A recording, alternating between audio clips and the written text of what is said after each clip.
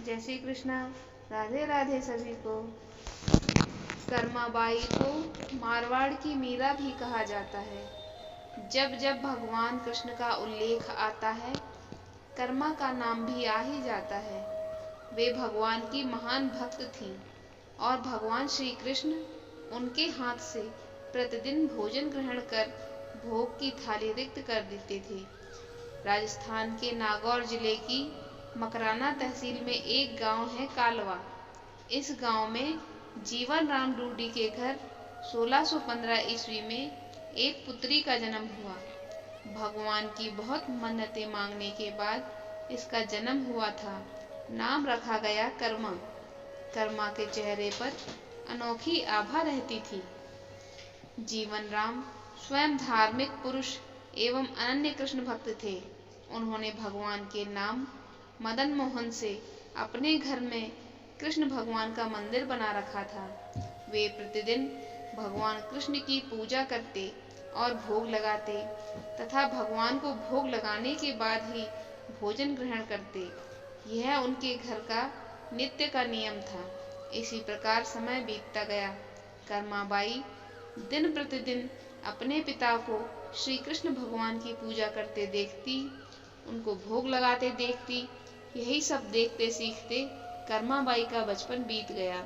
अतः बचपन से ही उस नन्ही कर्मा के मन में भक्ति भाव के संस्कार थे।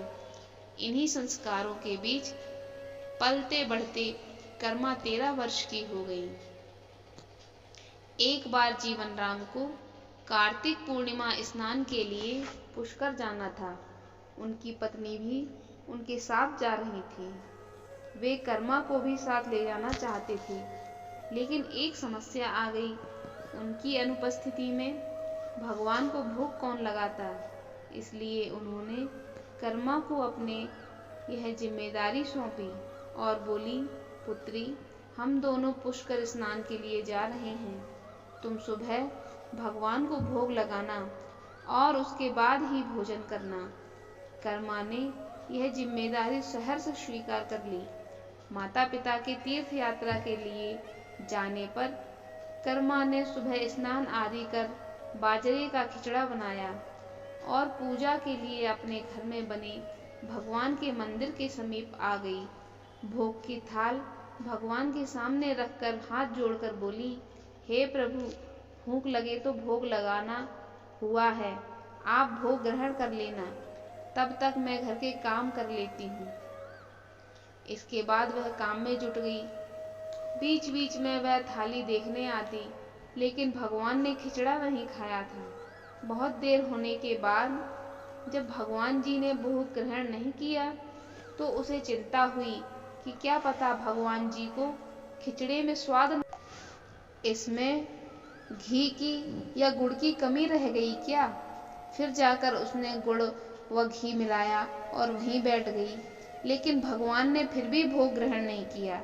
तब वह मायूस होकर उसने कहा, हे प्रभु, आप भोग ग्रहण कर लीजिए, माँ बापू पुष्कर नहाने गए हैं, आपको भोग लगाने में अभी कुछ दिन वो लोग नहीं आएंगे।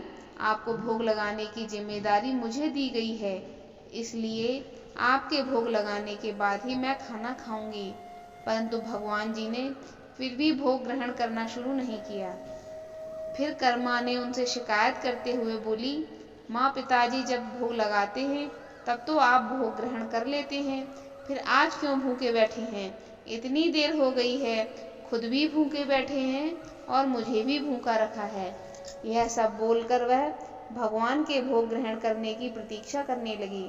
परंतु यह क्या, अब तो सुबह से दोपहर समाप्त हो चली, शाम हो गई थी। भूखी कर्मा अब रुआंसा हो गई और दुखी हो रोते हुए बोली, हे भगवान जी, आप भोग ग्रहण कर लीजिए, अन्यथा मैं भी भूखी ही रह जाऊंगी।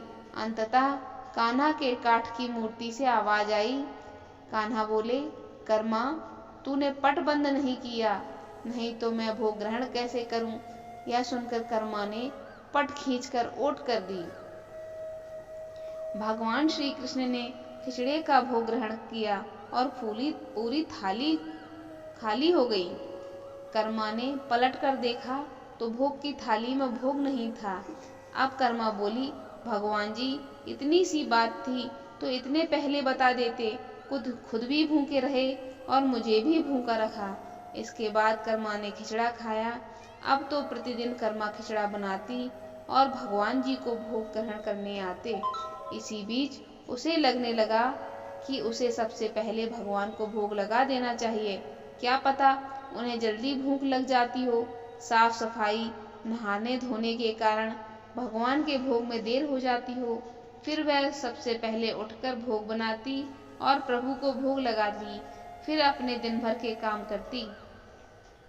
कुछ दिनों बाद उनके माता पिता तीर्थ यात्रा से लौटकर आए। आते ही पिता ने अपनी लाडली पुत्री से पूछा, पुत्री, तुमने किसी दिन भगवान को भूखा तो नहीं रखा? कर्मा बोली, नहीं पिताजी, मैंने भगवान जी को प्रतिदिन भोग लगाया। फिर जब माँ रसोई घर में गई तो देखा जाते समय तो गुड़ का मटका पूरा भरा था, अब खाली कैसे हो गया? उन्होंने कर्मा को बुलाया और पूछा, पुत्री, गुड़ कहाँ है? कर्मा ने बताया कि रोज भगवान कृष्ण उनके पास आते और खिचड़े का भोग ग्रहण करते। कहीं मिठास कम ना हो जाए इसलिए खिचड़े में गुड़ ज्यादा डाल दिया। उससे पहले दिन हुई परेशानी के बारे में भी बता दिया। कर्मा ने कहा, भगवान जी ने बहुत देर तक ग्रहण ही नहीं किया था भोग, फिर पट बंद करने पर किया। यह सुनकर माता पिता चकित रह गए। वे जिन ईश्वर के आशीर्वाद हेतु इतनी दूर तीर्थ यात्रा पर गए थे, जिन्हें पाने के लिए लोग न जाने क्या क्या करते हैं, कहाँ कहाँ ढूंढते हैं, वे भगवान उनकी बेटी के हाथ से उनके घर में खिचड़ा खाते हैं। यह कैसे संभव है? उन्हें चिंता भी हुई कि बेटी बावली तो नहीं हो गई। ये भी सोच लिया कि क्या पता कर्मा ने ही पूरा गुड़ खा लिया हो। इस पर कर्मा ने कहा, अगर आपको यकीन नहीं है तो कल देख लीजिए, मैं खुद भगवान को भोग लगाऊंगी। इस आश्चर्य से वे रात भर सो नहीं पाए। दूसरे दिन कर्मा ने खिचड़ा बनाया और मंदिर में भोग की थाली रखकर पट बंद कर दिया और बोला, हे भगवान जी, ये लोग मान नहीं रहे कि मैंने आपको ही गुड़ खिलाया है। अब आप भोग खाकर स्वयं सिद्ध कीजिए। भक्त की पुकार सुन भगवान को आना ही पड़ा और कान्हा खिचड़ा खाने आ गए। जब पट खुला तो जीवन राम और उनकी पत्नी आश्चर्यचकित थे कि भोग की थाली में भोग बचा ही नहीं है। फिर कर्मा का जीवन प्रतिदिन भोग लगाते ही निकला।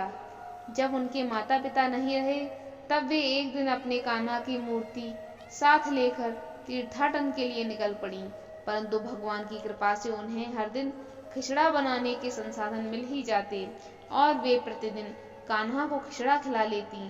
तीर्थाटन करती हुई देवी कर्मा भगवान जगन्नाथ की नगरी पहुंच गईं और वहां रहने का मन बना लिया। वहां भी रोज भगवान को खिचड़े का भोग लगाती और पट बंद कर देती। भगवान भी प्रतिदिन उनके भोग को ग्रहण करते। जिस दिन उन्होंने पहली बार जगन्नाथपुरी में खिचड़ा बनाया, उसी दिन उनके पास से जा रहे एक बालक ने उनसे कहा, माता, घी की बड़ी अच्छी सुगंध आ रही है, क्या भोजन बचा है? देवी कर्मा ने कहा, हाँ बालक, बचा है, तुम बैठो, मैं तुम्हें देती हूँ। यह कहकर देवी कर्मा ने उस बालक के लिए खिचड़ा बनाने लगी। बालक पूरे मन से स्वाद लेकर खा रहा था। देवी कर्मा को यह देखकर सुख की अनुभूति हो रही थी। उस बालक को खाते खाते पूछा, माता, क्या मैं कल आऊंगा तो भी मुझे खिचड़ा खिलाओगी? यह सुनकर देवी कर्मा मुस्कुराई और बोली, हाँ पुत्र, तुम यदि प्रतिदिन आओगे तो मैं प्रतिदिन तुम्हें खिचड़ा खिलाऊंगी। तुमने संकोच आना। यह सुनकर बालक प्रसन्न हुआ और प्रतिदिन देवी कर्मा के पास खिचड़ा खाने आने लगा। एक दिन जब वह बालक खाना खाकर जा रहा था, तभी उसने देखा कि एक साधु बाबा वहां आकर देवी कर्मा से कह रहे थे कि हे देवी, आप बहुत धार्मिक महिला हैं, भगवान को प्रतिदिन भोग लगाकर खाती हैं, परंतु इस सब के भी नियम होते हैं। आपको बिना नहाए ऐसा नहीं करना चाहिए। आप तो भगवान की परम भक्त लगती हैं, तो हे देवी, प्रतिदिन साफ सफाई करने के बाद नहा धोकर ही भगवान को भोग बनाया करें। यह सुनकर कर्मा ने उनको हाथ जोड़कर प्रणाम किया और कहा, जी साधु बाबा, आप जैसा कह रहे हैं मैं वैसा ही करूंगी। मैं इस बात से अनभिज्ञ थी। फिर साधु बाबा वहां से चले गए। कर्मा के अगले दिन कर्माबाई साफ सफाई कर नहा धोकर भोग बनाने लगी, परंतु अब भोग लगाने में देरी हो जाती और जब तक भोग नहीं लगता उस बालक को भी भोजन नहीं मिलता। बालक आकर माता से कहता, माता देर हो रही है, भूख लगी है, भोजन दो। माता कहती, थोड़ी देर रुक जा लल्ले, मैं दे रही हूँ। बालक जल्दी जल्दी खाकर भाग जाता। कुछ दिन ऐसे बीते, परंतु यह कौन जानता था कि वह बालक साक्षात भगवान जगन्नाथ थे, जो प्रतिदिन बालक का रूप धरकर कर्माबाई के हाथ से बना खिचड़ा खाने आते थे। इतने दिनों में जब जगन्नाथ मंदिर में भगवान का पट भोग के लिए खुलता तो भगवान के मुख पर खिचड़े की जूठन लगा होता। एक दिन पुजारी ने मुस्कुराते हुए मन में कहा कि हे प्रभु, आपकी लीला भी अपरंपार है। जाने किस भाग्यवान भक्त के यहाँ आप जाकर प्रतिदिन खिचड़ा खाकर आते हैं। फिर पूजा अर्चना हुई, दिन बीत गया, रात्रि हुई। रात्रि को पुजारी के स्वप्न में भगवान जगन्नाथ आए और उन्होंने पुजारी से कहा, हे भक्त, तुमने सही पहचाना। मैं अपनी एक अनन्य भक्त कर्माबाई के यहाँ प्रतिदिन उसके हाथ का बना खिचड़ा खाने जाता हूँ। वह मुझे बिल्कुल अपने पुत्र सा लाड़ करती हैं। उनकी भक्ति से मैं अति प्रसन्न हूँ। परंतु इसी मंदिर के एक पुजारी ने उन्हें कुछ आम जीवन की ज्ञानवर्धक बातें एवं उपासना का तरीका समझाया, जिससे मुझे भोग लगाने में अब उनसे देरी हो जाती है। इसी वजह से मेरे मुख पर खिचड़ा लगा रह जाता है। प्रभु की लीला भी अपरंपार है। वह तो सर्वव्यापी हैं, एक ही समय अलग अलग स्थान पर हो सकते हैं, परंतु मुख पर खिचड़ा लगाने की लीला उन्होंने इसलिए रची ताकि पुजारी के मन में यह प्रश्न उठे। उस प्रश्न के निवारण में प्रभु पुजारी को यह बता सकें कि आम जीवन में हम अपने ज्ञान को जब दूसरों को बताते हैं तो वह सदैव ज्ञान के लिए होना चाहिए, न कि भक्ति के भाव को बदलने के लिए। क्योंकि सांसारिक जीवन के लिए ज्ञान आवश्यक है, ज्ञान महत्वपूर्ण है, परंतु जहाँ भक्ति होती है वहाँ ज्ञान का कोई काम नहीं। भक्ति में प्रभु अपने भक्त के प्रेम में डूबा रहता है। उपासना के कई तरीके हैं। जितने भक्त, जितने उपासक, उपासना के उतने तरीके। जब ईश्वर ने ही उपासना के तरीकों पर प्रश्न नहीं उठाया तो किसी को भी किसी और की भक्ति पर प्रश्न नहीं उठाना चाहिए। साधु गलत नहीं थे। साधु अपने ज्ञान के हिसाब से ही कार्य कर रहे थे।